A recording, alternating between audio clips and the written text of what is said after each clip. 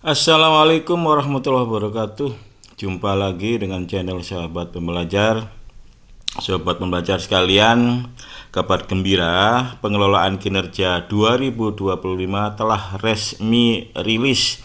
Jadi sudah muncul di fitur PMM, bukan lagi demo seperti dulu.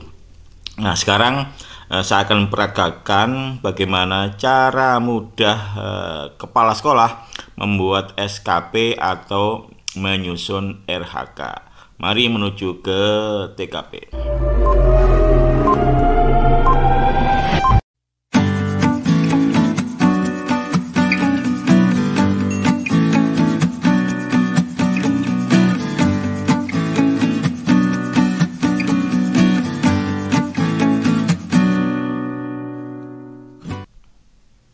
Sobat pembelajar sekalian, saya sudah masuk di akun kepala sekolah, yaitu atas nama saya sendiri.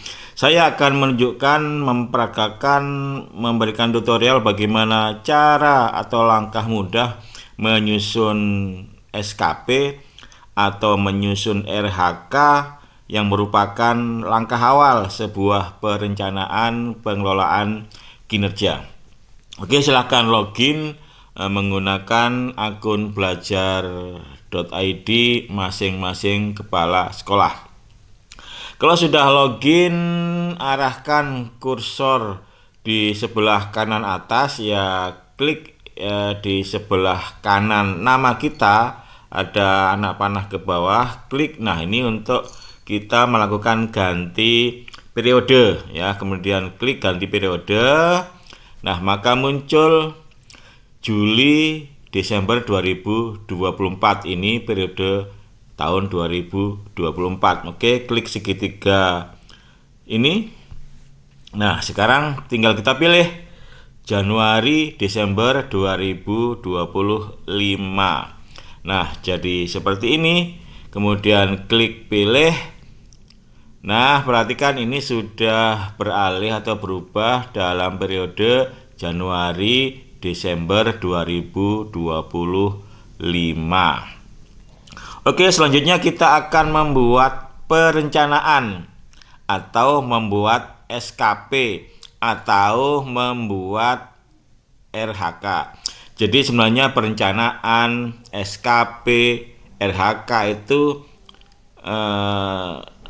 istilah berbeda tetapi tujuannya sama, ya. Sama-sama membuat perencanaan. Nah, setelah itu kita arahkan kursor ke sini, ya. Pilih ke kepala sekolah, kemudian pilih sebagai pegawai yang ini, ya. Jangan sebagai pejabat. Nah, setelah itu di sini ada menu mulai perencanaan kinerja kepala sekolah. Jadi pengertian membuat perencanaan itu artinya kita membuat SKP. Membuat SKP itu artinya menyusun RHK. Ya, RHK itu banyak, ya. Nanti ada beberapa RHK yang kita susun. Nah, sekarang klik mulai. Nah, di sini ada data yang perlu kita perhatikan. Ini bisa kita edit, bisa kita tidak edit kalau memang sudah benar datanya. Ini nama sudah benar, NIP sengaja saya sembunyikan, status PNS, pangkat golongan ruang pembina utama 4C, jenjang jabatan ahli media, Satuan Pendidikan Induk SMAN 1 Kayangan. Kemudian kalau sudah benar maka klik data sudah selesai. Kalau masih salah kita klik edit. Karena sudah benar maka klik data sudah sesuai. Nah, ini kita konfirmasi lagi, data sudah benar. Nah, setelah itu kita masuk ke tahapan praktik kinerja. Berarti kan ada 4 langkah untuk membuat perencanaan kinerja. Yang pertama adalah praktik kinerja. Ini sama persis, ya, sama persis dengan versi 2024. Ada 8 praktik kinerja yang kita pilih salah satu saja. Ini tampil 2 macam, ya. Yang pertama adalah memandu perencanaan pembelajaran. Yang kedua presentasi visi misi sekolah. Kita scroll ke bawah. Yang ketiga presentasi program sekolah. Yang keempat refleksi pengelolaan kurikulum satuan pendidikan. Yang kelima aktivasi kegiatan komunitas belajar. Kemudian siklus peningkatan kualitas praktik pembelajaran. Nah, berikutnya siklus peningkatan kualitas praktik pembelajaran sampai dengan refleksi program pengembangan kompetensi guru. Nah, ini sama seperti versi 2024 ya. Jadi ini kalau kita lihat semuanya ada 8 ya. 1, 2, 3, 4, 5, 6, 7, 8. Pilih salah satu. Oke, misalkan saya milih yang paling bawah ya, refleksi program pengembangan kompetensi guru. Nah, setelah itu kita pilih ke pengembangan kompetensi. Klik. Nah, oke. Nah, pengembangan kompetensi ini yang berbeda dengan versi 2024.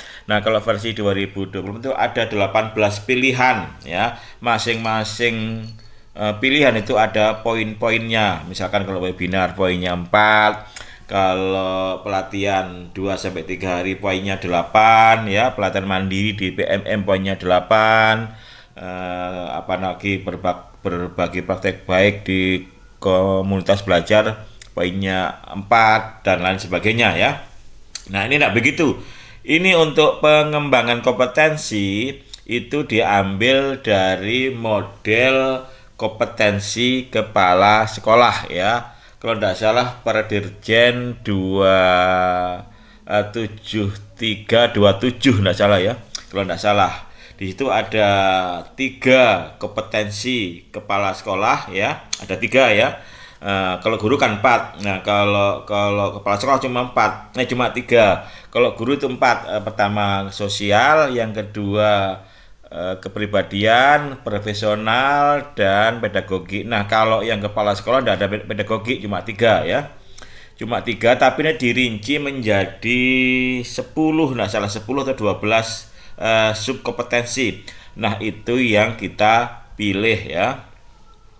Nah, perhatikan ya, ini ya. Yang pertama misalkan ya, kepala sekolah melakukan kegiatan pengembangan kompetensi berdasarkan indikator kolaborasi untuk peningkatan kualitas satuan pendidikan.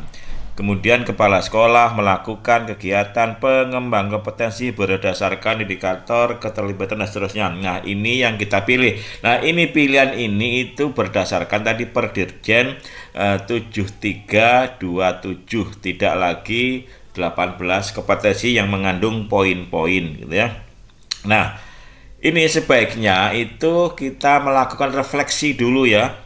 Dari sekian kompetensi ya, 8 atau 10, saya ingat ya, 8 atau 10 atau mungkin 12 ya, itu mana yang kompetensi kita lemah, itu sebaiknya kita melakukan refleksi. Refleksi itu ada juga menunya di PMM ya. Oke, kita pilih ini ya, kepala sekolah melakukan kegiatan pengembangan kompetensi berdasarkan indikator kolaborasi untuk peningkatan kualitas satuan pendidikan. Nah, oke, sekarang kenapa saya pilih ini? Karena sudah melakukan refleksi ya. Nah, ini refleksi itu di sini. Nah, saya klik ini. Ya, sebelum saya mengisi ini, saya sudah melakukan refleksi. Nah, hasil refleksinya itu seperti ini ya. Jadi ada 3 kompetensi untuk kepala sekolah. Pertama kepribadian, yang kedua sosial, yang ketiga profesional ya. Saya kebetulan setelah refleksi itu